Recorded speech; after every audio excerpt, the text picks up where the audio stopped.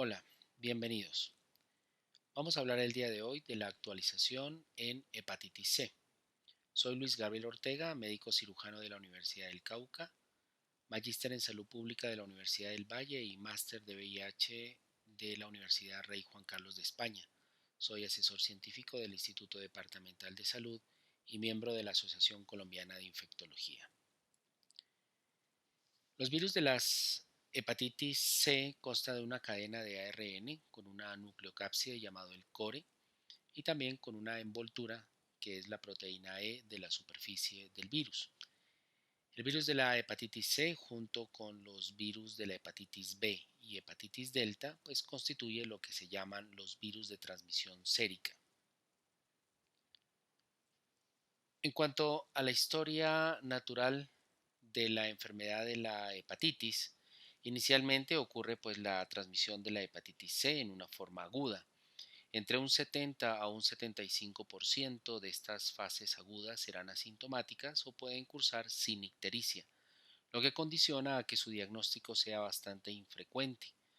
Su tasa de resolución espontánea equivale entre el 15 al 45% y la probabilidad de que una hepatitis C aguda vaya hacia una hepatitis fulminante es del 1%. Entre el 55 al 85% de los pacientes que desarrollan una infección aguda harán una infección crónica, de los cuales el 30% va a terminar en cirrosis hepática, más o menos en un tiempo aproximado en promedio de 20 años, pasando por diferentes estadios de fibrosis, de leve a moderada, de moderada a severa, y también pues desarrollando estados de enfermedades extrahepáticas. De los que desarrollan cirrosis, tendrán una sobrevida aproximada del 82% durante el primer año y un 56% a los 5 años. El deterioro de la función hepática que puede llevar a la descompensación final por cirrosis llevará a complicaciones y a muerte temprana. Entre tanto, el carcinoma hepatocelular será aproximadamente entre el 2 al 7% en pacientes que tienen cirrosis. Estas diferencias porcentuales entre la infección aguda y crónica y el desarrollo de complicaciones derivadas de la hepatitis viral dependerá de factores asociados, tanto factores del huésped, factores del virus y factores ambientales.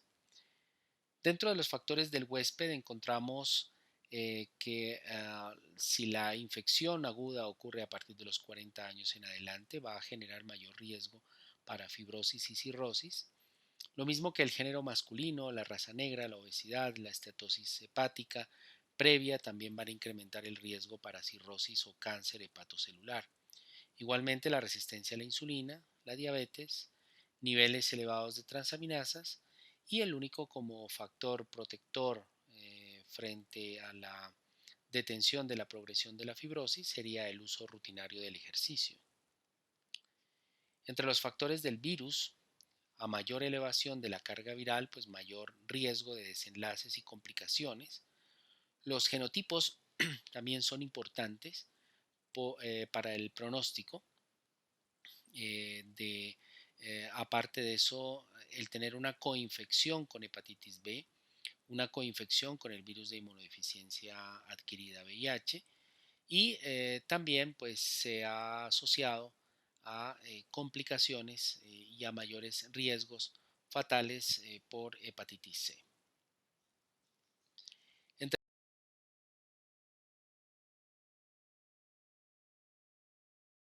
cannabis y algunos productos herbales pueden llevar a mayor deterioro hepático, entre tanto que la cafeína en algunos estudios se han asociado como un factor protector.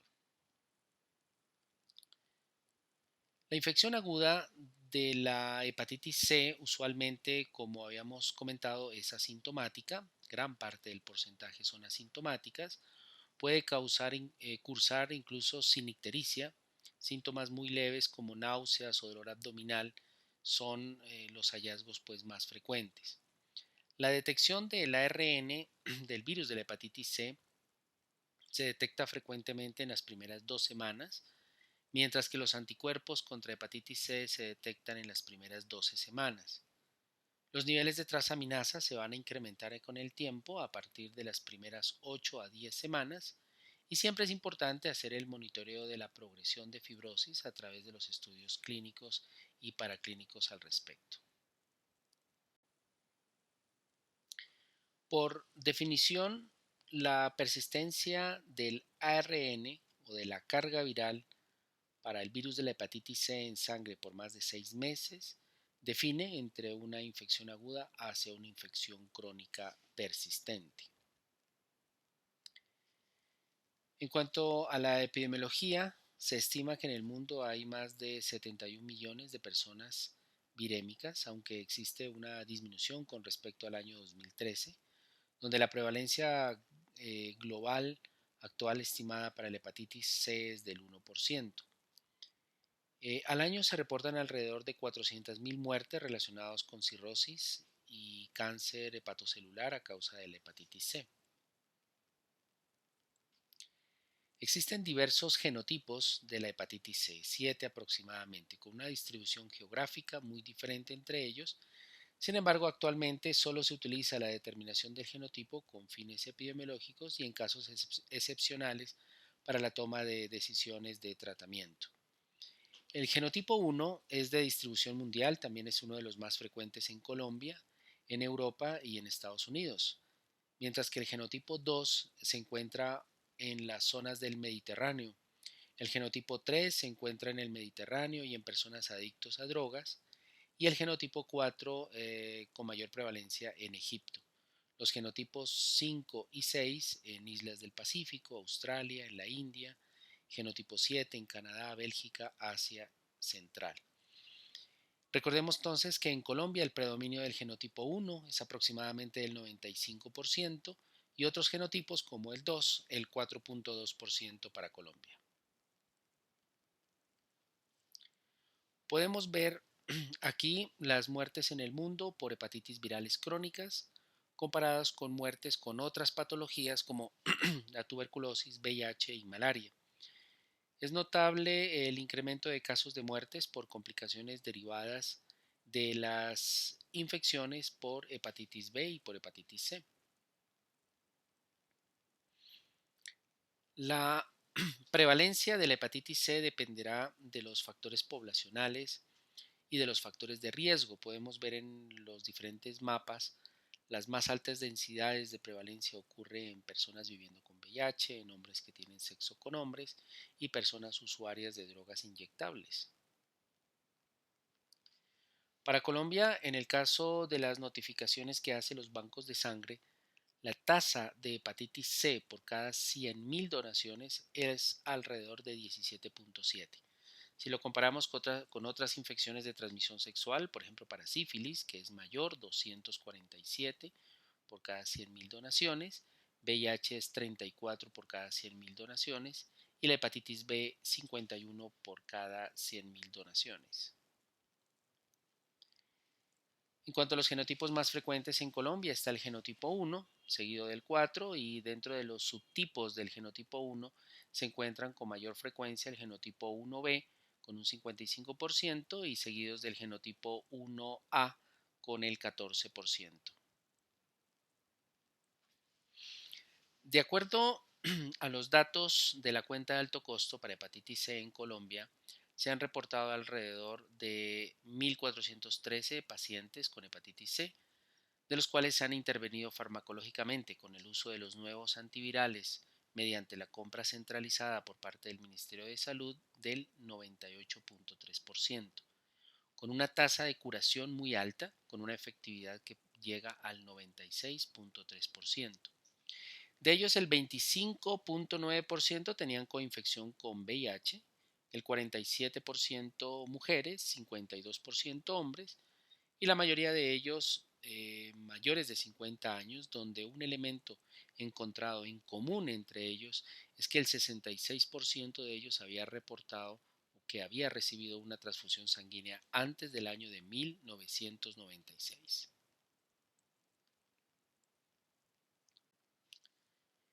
En cuanto a los métodos o los modos de transmisión, El más eficiente es la exposición percutánea directa a sangre en gran cantidad o en forma repetida. En resumen, nombramos los tres mecanismos más eficientes, como es la transfusión sanguínea, el trasplante de órganos y el uso de drogas por vía endovenosa. La drogadicción endovenosa es un modo predominante en los países desarrollados, eh, em, eh, donde la principal vía de transmisión pues, es el uso de jeringas o instrumentos compartidos, donde el 65% adquiere la infección durante el primer año. Para Latinoamérica tiene una tendencia al incremento por esta vía. En Colombia se han reportado una prevalencia entre el 7 y el 22% de usuarios por drogas por vía endovenosa, pero este porcentaje parece ser que va en aumento. Son menos frecuentes o menos eficientes las transmisiones cuando ocurre con una exposición única o una pequeña cantidad de sangre, como ocurre con los pinchazos accidentales con agujas, otros incluso menos eficaces como la exposición a mucosas a sangre o derivados del suero, como por ejemplo el nacimiento de una madre infectada o tener sexo con una pareja infectada por virus de hepatitis C. Finalmente podemos hablar de las exposiciones que son no evidentes, como es la contaminación cruzada de agujas y jeringas reutilizadas, las bolsas de infusión, los medicamentos inyectables que requieren varios dispositivos para su aplicación, el uso de medicamentos en viales de dosis múltiple y la transmisión horizontal, que es tener un familiar con hepatitis C positivo y de alguna manera pues se logra la transmisión a sus contactos. Tener en cuenta otras exposiciones que también son de riesgo, son menos evidentes, como son los procedimientos cosméticos, los tatuajes, la acupuntura, las perforaciones corporales, los piercing, peluquería, manicure, pedicure y otras prácticas rituales como la circuncisión.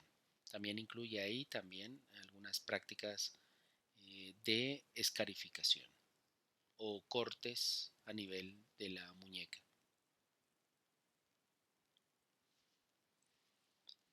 Datos suministrados por el Ministerio de Salud en el año 2018 muestran los mecanismos de transmisión más frecuentes.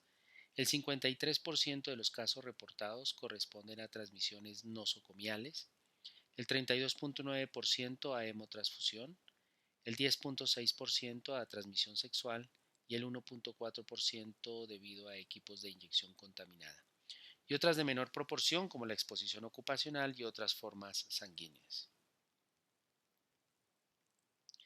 Entonces, de acuerdo a los factores de riesgo considerados por el Centro de Control y Prevención de Enfermedades Infecciosas CDC de los Estados Unidos y la actual Guía de Práctica Clínica en Colombia del año 2019, se establece el comportamiento y las exposiciones de riesgo para quienes requieren la realización de una tamización para hepatitis C, que son las siguientes.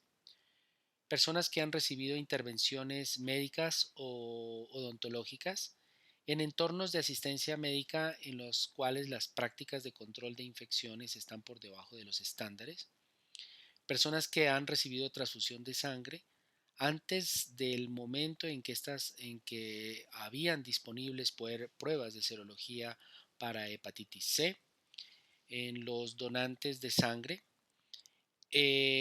También personas que se inyectan drogas por vía endovenosa, personas que han tenido tatuajes, perforaciones corporales, piercing, procedimientos de escarificación, que son estos cortes recurrentes a nivel de las muñecas o en los antebrazos.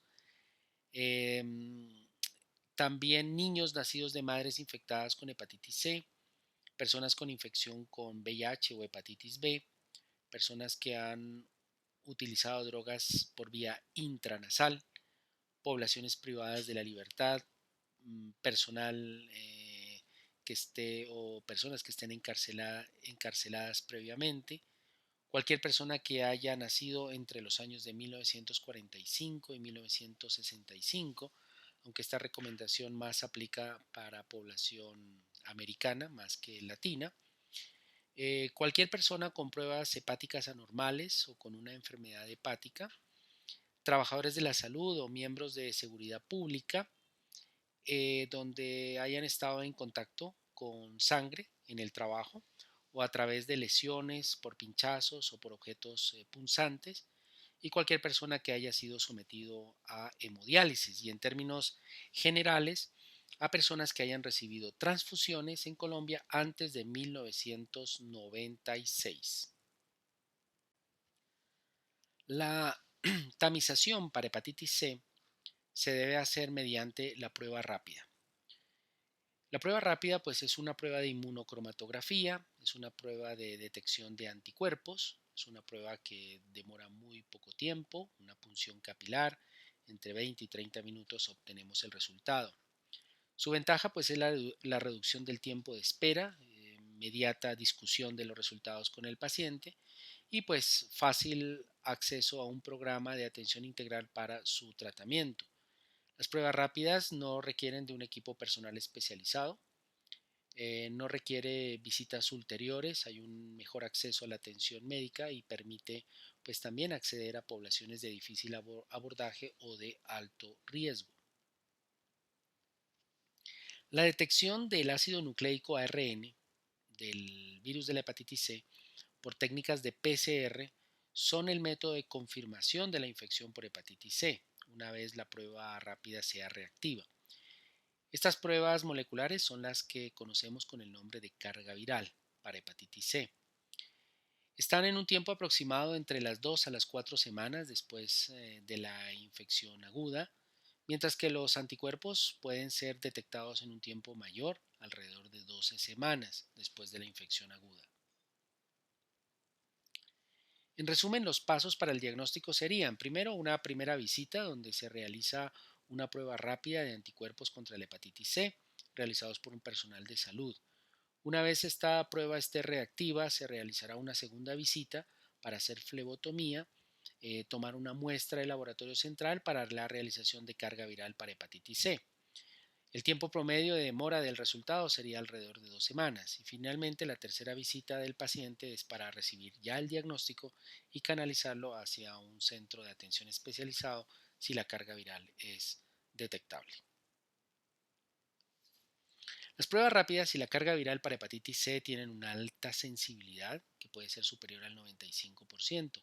Sin embargo, los test rápidos tienen una especificidad que es muy variable, por eso es que se necesita confirmarlo siempre mediante carga viral.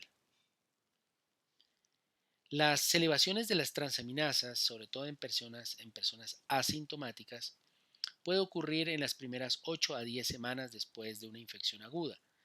Recordar que si encontramos transaminasas altas o elevadas en un paciente asintomático, también hay otras situaciones que pueden llevar a estas elevaciones de transaminasas, como vemos en el gráfico del cuadro a la derecha.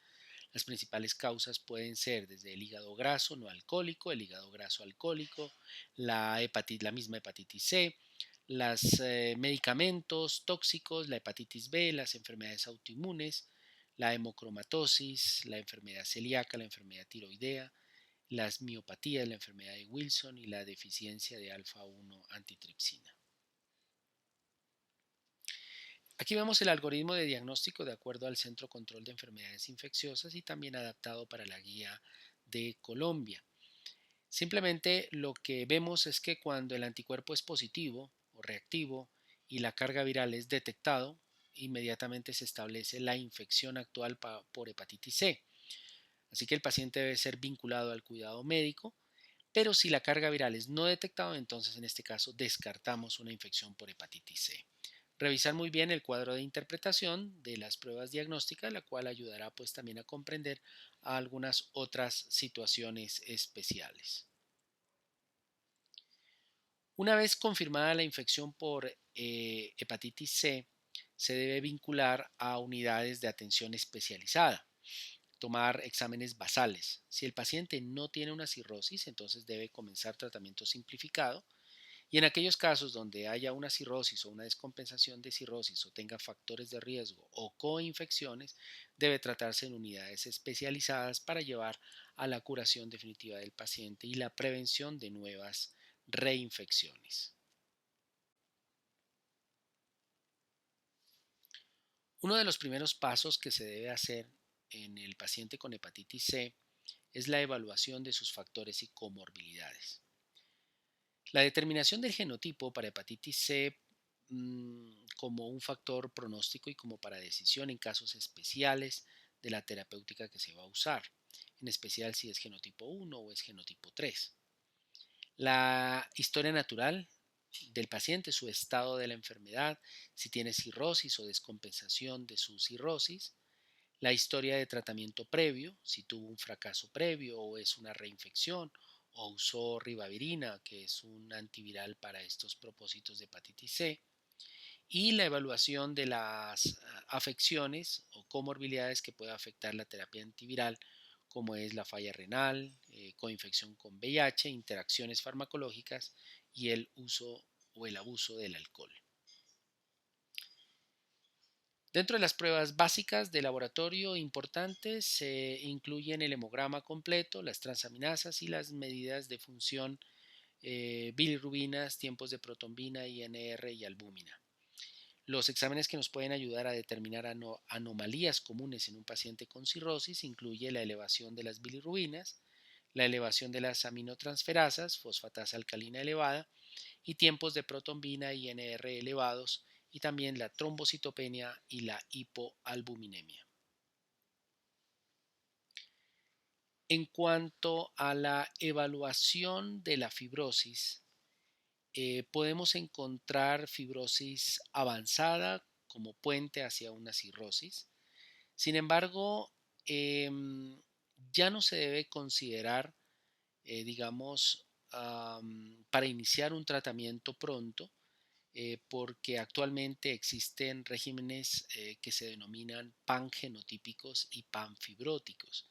Es decir, que sin importar el grado de fibrosis que haya desarrollado un paciente, las terapias antivirales pues van a ser las mismas aplicadas para estos pacientes. Y lo mismo pues el uso o el conocer el estudio genotípico tampoco pues va a ser de utilidad para un paciente que va a iniciar tratamiento, debido a que los medicamentos pangenotípicos también son de amplio espectro para cualquier genotipo. Las etapas de fibrosis se evalúan a través de la historia clínica, a través del examen físico, a través de las pruebas de laboratorio y sobre todo por pruebas no invasivas, como es el uso de la ecografía, una ecografía especial que se llama la elastografía eh, transitoria basada en ultrasonido, y pruebas no invasivas a través de estudios sanguíneos como es el FibroSure. Pese a que antiguamente todos los pacientes requerían una biopsia hepática para evaluar el estado de fibrosis, actualmente pues no se recomienda la realización como prueba rutinaria de la biopsia en pacientes con hepatitis C. Entonces sigamos dentro de cómo se estudian las pruebas para el estadio de fibrosis hepática. Se recomienda inicialmente entonces evaluar el estado de fibrosis, pero por medio de algunos procedimientos no invasivos. Una de ellas es la evidencia clínica de la cirrosis, el uso de la ecografía con bordes hepáticos irregulares, con una estructura hepática heterogénea, aumento del tamaño del lóbulo caudado o una esplenomegalia dentro de las imágenes ecográficas. El encontrar recuentos de plaquetas bajos, varices esofágicas, también pueden indicar estadios avanzados de fibrosis y cirrosis. Una de las maneras eficaces es a través del cálculo del puntaje del FIB4 o también del índice del APRI. Se presume que un paciente tiene cirrosis si el puntaje del FIB4 es mayor a 3.25 o un índice de APRI mayor o igual a 2. También se puede recurrir a un tipo especial de ecografía que se llama la elastografía transitoria, que también puede indicar cirrosis, porque estos exámenes lo que van a detectar es la rigidez ¿sí? La rigidez hepática y esto es cuando es positivo, es cuando marca la elastografía mayor de 12.5 kilopascales de rigidez. Pruebas de serología no invasivas que están por encima de los límites de propiedad que indica la cirrosis, como otro tipo de exámenes como es el FibroSure. Y pues la biopsia hepática pues no es mandatoria en todos los pacientes y se dejará exclusivamente para un grupo especial de casos seleccionados.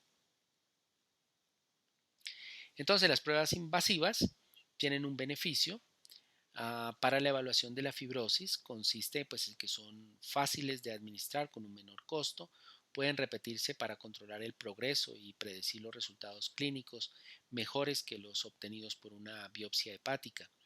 Los estadios de fibrosis empieza desde un hígado sano, después una infección, después de que tiene una infección por hepatitis C, empiezan a formar diferentes grados de fibrosis, del grado 1, 2, 3 hasta el grado 4, ¿sí?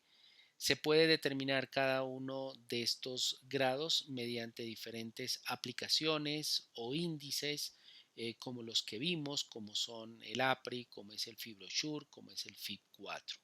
Cualquiera de estos índices pueden calcular el grado aproximado en que se encuentra la fibrosis o el desarrollo de la cirrosis hepática. Igualmente es importante establecer las manifestaciones extrahepáticas de la infección por hepatitis C. Algunas de estas son complicaciones graves y que deben priorizarse para el inicio de un tratamiento antiviral. De esta manera, pues para poder lograr la erradicación exitosa del virus y también la mejora y la curación de estas manifestaciones extrahepáticas. Recordemos algunas de estas manifestaciones extrahepáticas, por ejemplo a nivel hematológico, como es la trombocitopenia, linfoma no Hodgkin, a nivel endocrino como la disfunción tiroidea, diabetes, a nivel renal las glomerulonefritis, a nivel dermatológico como es el líquen plano, los eritemas nodosos, eritema múltiple, urticarias, vasculitis, pruritos, psoriasis, a nivel salival como la cialoadenitis, a nivel ocular como la úlcera corneal, la uveitis y otras diversas como la fibrosis pulmonar, las vasculitis pulmonares, la cardiopatía hipertrófica, poliartritis nodosa y los síndromes antifosfolipídicos. Algunas generalidades de tratamiento es que hay que hacer para lograr la eliminación total de la erradicación del virus. El primer paso pues es diagnosticar y tratar, para lo cual pues necesitamos un programa de tamizaje, una coordinación entre el programa de tamizaje de atención primaria y la atención especializada para un acceso universal al tratamiento antiviral y esto con el fin de reducir costos en la administración de medicamentos antivirales de acción directa. Segundo es la etapa de la prevención, que es a través de los programas de reducción del daño a través del tratamiento, dar prioridad a las poblaciones de riesgo. También la notificación obligatoria de todos los casos de hepatitis aguda para hacer su seguimiento.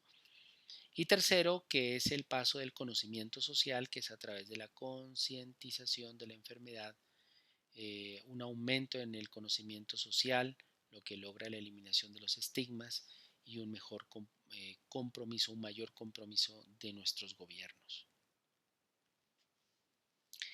Veamos entonces los medicamentos que se denominan medicamentos de acción directa. Los medicamentos actuales antivirales de acción directa consiste en familias de medicamentos que son capaces de bloquear regiones específicas de los sitios de replicación del virus de la hepatitis C. Dentro de estos grupos tenemos, por ejemplo, los inhibidores de la proteasa, tenemos los inhibidores de la NS3 o inhibidores de proteasa. Estos medicamentos tienen un sufijo que terminan en previr. Por ejemplo, tenemos cimeprevir, paritaprevir, grasoprevir, azunaprevir, telaprevir y boceprevir. Todos estos entonces son los llamados inhibidores de proteasa o inhibidores de la NS3. Otro grupo son los inhibidores del complejo de replicación, la NS5A. Estos medicamentos terminan en el sufijo asbir. Tenemos como ejemplo daclatasvir, ledipasvir, ombitasvir, elbasvir y belpatasvir. Y tenemos los inhibidores de la polimerasa de la NS5B, que son terminados en buvir, como es el sofosbuvir. Y también tenemos el dasabuvir y el beclabuvir. Entonces, estos son todos los medicamentos que actualmente tenemos disponibles para el tratamiento antiviral de la hepatitis C, tratamiento que es curativo, que es erradicador contra el virus. Las combinaciones de 2 o 3 fármacos de estas familias pues ha logrado una reducción efectiva y la curación exitosa del virus de la hepatitis C con una erradicación que puede llegar a ser mayor del 98%. Incluso su eficacia se ha demostrado frente a diferentes genotipos del virus de la hepatitis C y también a diferentes condiciones o diferentes comorbilidades clínicas, ya que incluyen pues una eficacia tanto en pacientes que tienen cirrosis como los que no tienen cirrosis, motivo por el cual actualmente pues se denominan estas combinaciones como tratamientos pangenotípicos o pancirróticos. Vemos en la tabla en verde las combinaciones pangenotípicas, como es la combinación más clásica que es sofosbuvir con belpatasvir, o las combinaciones de glecaprevir y pibrentasvir, que también es una de las opciones pangenotípicas. Estos son muy eficaces, son exitosos frente a la erradicación del virus en cualquiera de los genotipos presentes en el momento. Y en este cuadro vemos una de las eficacias de erradicación del virus con la combinación más clásica que es belpatasvir sofosbuvir, medicamentos que el gobierno a través de la compra centralizada en Colombia es el que suministra los programas. Son medicamentos que no solamente son pangenotípicos, es decir, sirve para cualquier genotipo como vimos, sino que también son pancirróticos. Es decir, que su eficacia no se pierde si el paciente tiene diferentes grados de fibrosis, incluso también en diferentes comorbilidades, incluido la comorbilidad o la coinfección con hepatitis B o con comorbilidades con VIH. Es también importante aclarar que los pacientes que ya tienen una cirrosis hepática, la curación del virus de la hepatitis C también lleva a una disminución de la descompensación por su cirrosis. En la guía clínica para el tratamiento de la hepatitis C en Colombia están aprobadas para su comercialización las combinaciones de dosis fija, es decir, medicamentos que en una sola tableta tienen los dos componentes. Los más clásicos está, como habíamos hablado, el sofosbuvir belpatasvir, que es una indicación pangenotípica, pancirrótica, así que las características en el paciente va a ser que tengan o no tengan cirrosis en cualquier grado de descompensación, así aunque hayan tenido un tratamiento previo, ¿sí? Para hepatitis y ya han sido tratados incluso con interferón o con ribavirina, y también incluye pues pacientes que hayan presentado algún tipo de fracasos por tratamientos anteriores, incluso con inhibidores de proteasa. Supongamos que hayan recibido telaprevir o boceprevir. También tenemos la combinación de aprobada por glecaprevir y por pibrentasvir, que también es una de las combinaciones que sobre todo está guiado para los genotipos que van del 1 al 6, o sea que son pangenotípicos, y también con características muy similares a la anterior, pero se prefiere también en aquellos pacientes que tienen una insuficiencia renal crónica con tasa de filtración glomerular menor a 30, debido a que la combinación de sofosbuvir belpatasvir tiene esa contraindicación en la cual la insuficiencia renal crónica por tasas de filtración menores de 30 no se deben recomendar.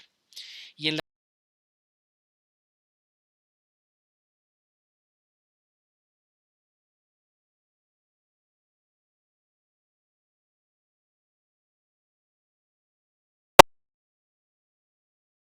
Recordar que estos medicamentos son de administración diaria, que es el tiempo de administración de estos medicamentos es de una tableta al día durante un tiempo aproximado de 12 semanas, es decir, 3 meses de suministrado este medicamento. La carga viral para hepatitis C se hará al inicio y la segunda carga viral se realizará a los 3 meses de haber finalizado el tratamiento, o sea, después de 12 semanas de haber finalizado el tratamiento. Recordemos que el tratamiento solamente dura 12 semanas y que la eficacia de curación por estos antivirales es superior al 98%. Así que la administración de estos medicamentos debe ser una administración de dosis supervisada, igual como sucede con la tuberculosis, donde el cuerpo de enfermería debe administrar de manera directa, supervisada, la administración del medicamento. Bueno, finalmente algunas conclusiones de este video de hepatitis C. El paciente con infección aguda por hepatitis C entonces tiene una posibilidad de hasta el 85% de presentar una hepatitis crónica. Aproximadamente el 30% va a presentar cirrosis hepática y es una de las causas más frecuentes de cáncer hepatocelular. El grupo de edad más afectado en Colombia son los adultos mayores de 65 años. En Colombia, más del 50% de los pacientes diagnosticados con hepatitis C crónica no lo asocia a un factor de riesgo conocido. El factor de riesgo desconocido puede ser infección nosocomial o el uso de jeringas reutilizables en inyecciones por indicación médica. Debemos siempre buscar activamente los casos de hepatitis C por factores de riesgo o por corte de nacimiento mayor de 40 años y un grupo reactivo, un anticuerpo reactivo para el virus de la hepatitis C siempre debe ser confirmado mediante una carga viral. Muchas gracias.